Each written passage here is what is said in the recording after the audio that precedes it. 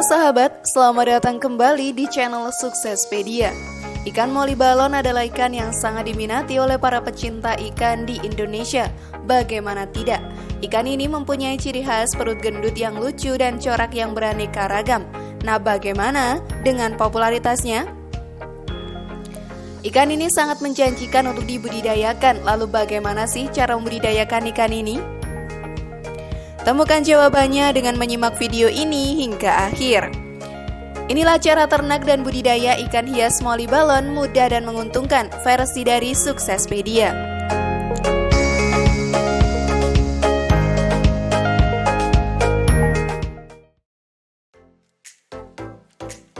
Ada banyak orang yang telah berhasil memperoleh keuntungan besar pada cara budidaya ini. Terdapat beberapa model ikan hias yang sesuai untuk dibudidayakan dan dapat menaikkan keuntungan. Di samping itu semua, memang tidak sedikit juga budidaya ikan untuk konsumsi dapat juga membuahkan keuntungan yang besar.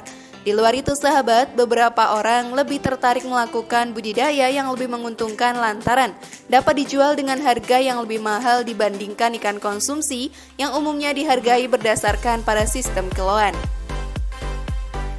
Tidak menguntungkan bila dalam jumlah yang sedikit, dan ikan moli ini sahabat memberikan keuntungan yang lumayan besar dengan cara perawatan yang cukup mudah.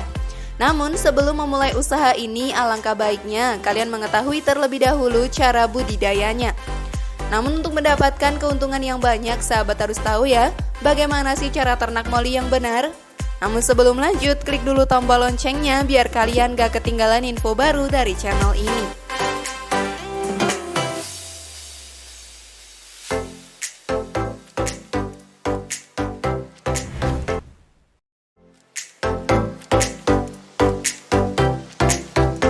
Siapkan tempat budidaya. Untuk pertama-tama siapkan tempat ikan moli balonnya.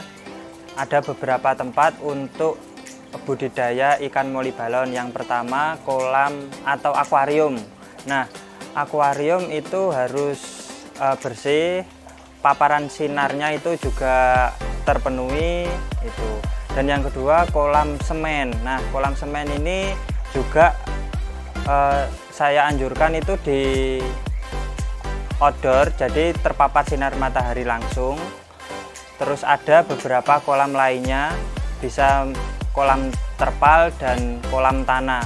Itu beberapa kolam itu memiliki kekurangan dan kelebihan masing-masing. Untuk membudidayakan ikan apapun, yang pertama kita lakukan adalah mempersiapkan media ikan untuk tumbuh.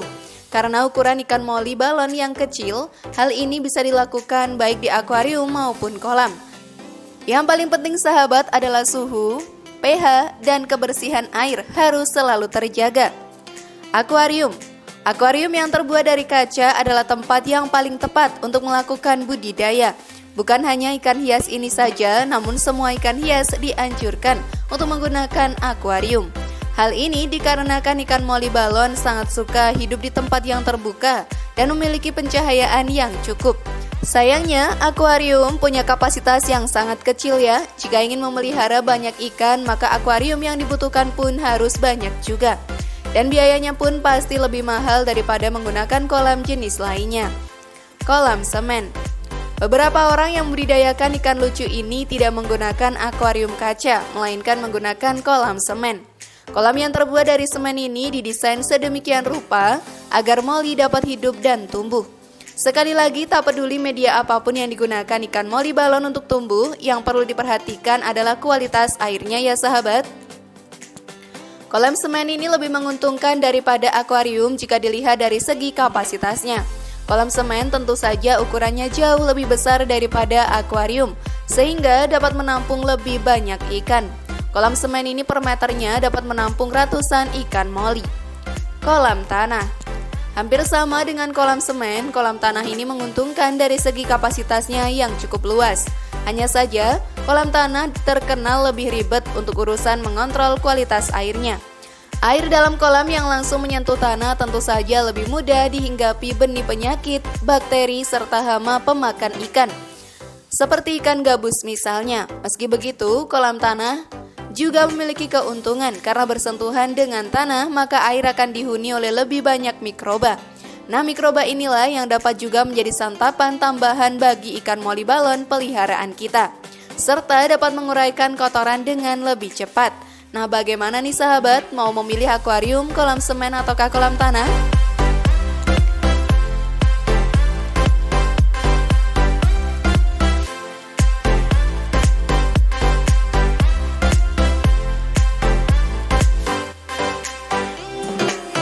Membedakan jenis ikan moli.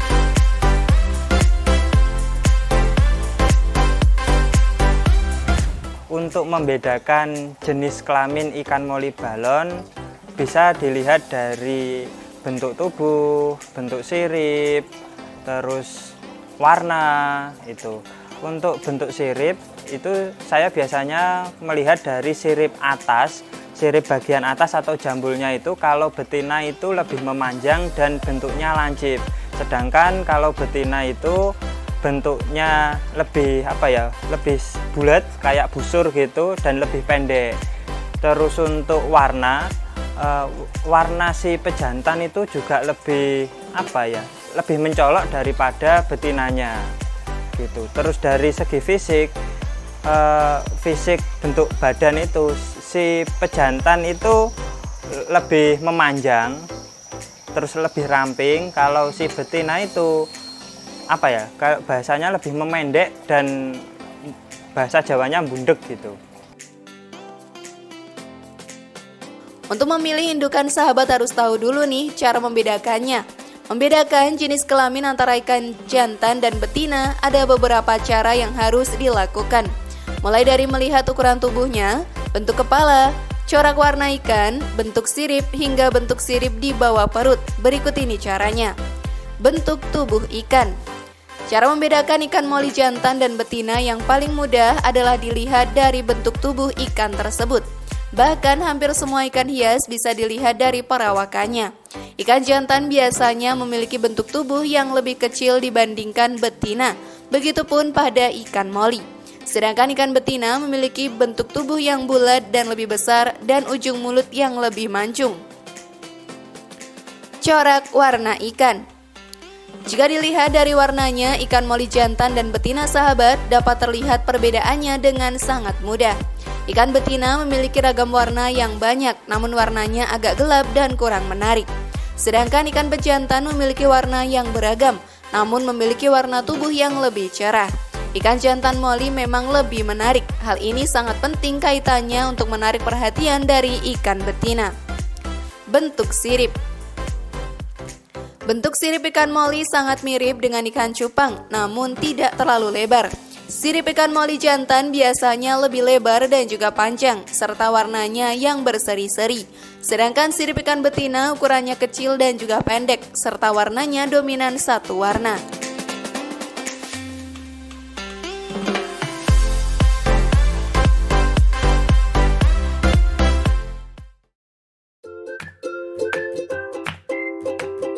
Jodohkan ikan dengan benar. Yang ketiga, untuk penjodohan ikan moli balon ini yang sangat penting. Ada beberapa kriteria. Yang pertama, usia dan perbandingan. Nah, untuk usia itu minimal usia 3,5 bulan. Jadi 3,5 bulan gitu udah bisa dijodohkan. Untuk perbandingan antara jantan dan betina itu 1:3, 1 jantan dan 3 betina, atau lebih juga bisa, jadi 1:5 juga bisa. Jangan sampai terlalu banyak pejantan karena nanti bisa jadi malah kanibal, jadi burayanya itu dimakan oleh si pejantan kalau memang pakan kurang tercukupi. Usia ikan. Dalam menjodohkan ikan bertujuan untuk menambahkan peranakan agar ikan bertambah banyak. Menjodohkan ikan bertujuan untuk menambah peranakan agar ikan bertambah banyak. Perjodohan ikan cantik ini tidak boleh sembarangan. Para pembudidaya harus memilah ikan yang sudah berumur matang. Untuk memastikan ikan tersebut sudah berumur matang atau belum, kamu bisa melihat warna bagian kelaminnya. Jika sudah berwarna cerah, maka sudah siap untuk dikawinkan. Masukkan sepasang bibit ikan hias moli betina dan jantan ke dalam wadah khusus. Tunggu selama 2-3 hari sampai ikan melahirkan. Perbandingan jumlah indukan. Sahabat, agar proses ini berlangsung dengan lancar, maka pindahkan indukan ke dalam kolam pemijahan dengan perbandingan 3 betina dan 1 jantan, serta kelipatannya.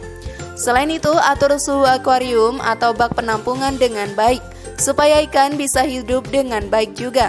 Setiap ikan hias memiliki kriteria tersendiri, salah satunya dalam perbedaan suhu air. Moli terbiasa hidup pada suhu 24-30 derajat Celcius.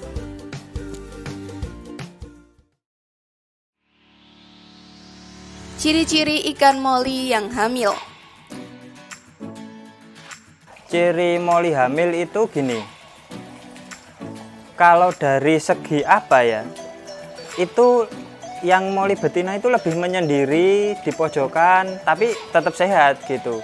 Jadi mencari tempat yang lebih redup kalau ciri moli hamil. Terus bisa dilihat dari badannya atau bentuk perutnya itu apa ya, lebih mengembang daripada biasanya. Bukan mengembang karena kenyang, tetapi mengembang karena hamil. Kalau disentuh itu lebih apa ya, kayak lebih lunak kalau di dalamnya ada larvanya gitu, ada telurnya. Terus untuk moli balon hamil itu kan tidak, kalau beranak tidak mengeluarkan telur, tetapi langsung mengeluarkan anakan atau buraya karena pembuahan itu di dalam. Perbedaan ikan moli balon yang sedang hamil dengan yang tidak memang tidak terlihat cukup jelas. Namun pada umumnya sahabat, ikan moli yang sedang mengandung memiliki perut yang lebih besar. Bahkan pada jenis ikan moli tertentu, ada yang bisa terlihat bintik hitam pada perutnya, yang bisa semakin jelas apabila usia kehamilan ikan sudah cukup lama dan akan segera dilahirkan. Bila telur telah menetas dan telur masih tetap berupa seperti larva sampai beberapa waktu, ia belum memerlukan pakan karena masih tetap mempunyai suplai makanan bawaan dari kuning telurnya. Walaupun demikian, larva bakal mulai jadi membesar sekalian membutuhkan makanan dengan protein tinggi. Makanan seperti kutu air atau cacing sutra dalam pertumbuhannya untuk semasing periode. Umumnya sahabat, dalam fase lanjut, ikan bakal terlihat berupa seperti ikan kecil yang bisa mengkonsumsi pakan seperti ikan pada umumnya dengan struktur yang lebih lembut.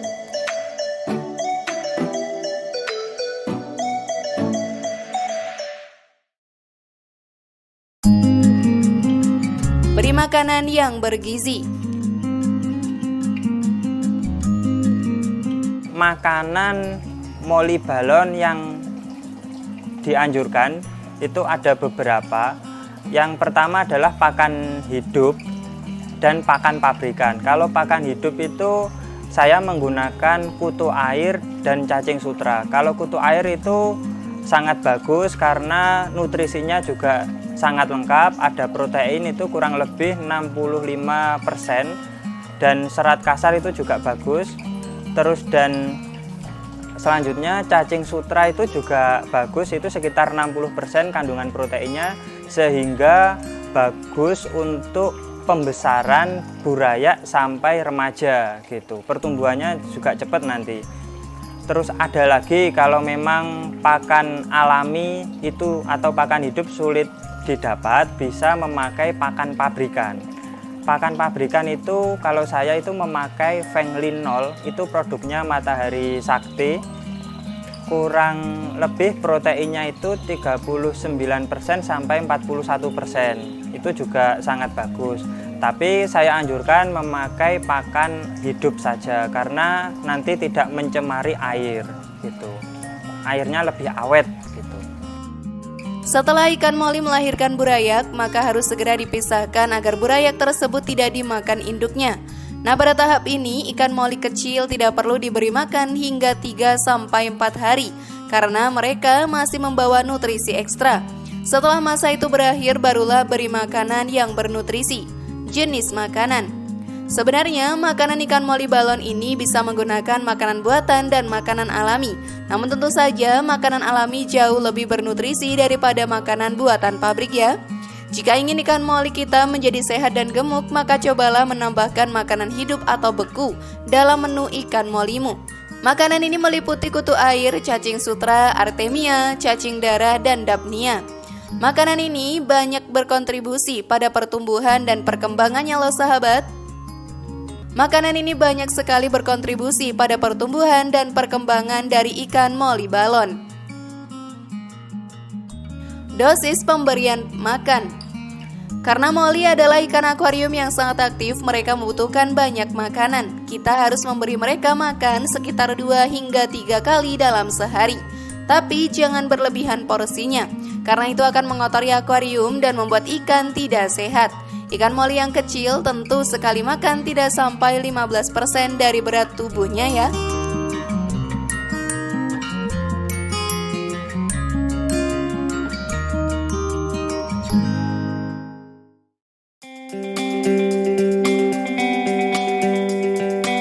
Bagaimana sahabat, tertarik untuk mencoba usaha ini juga?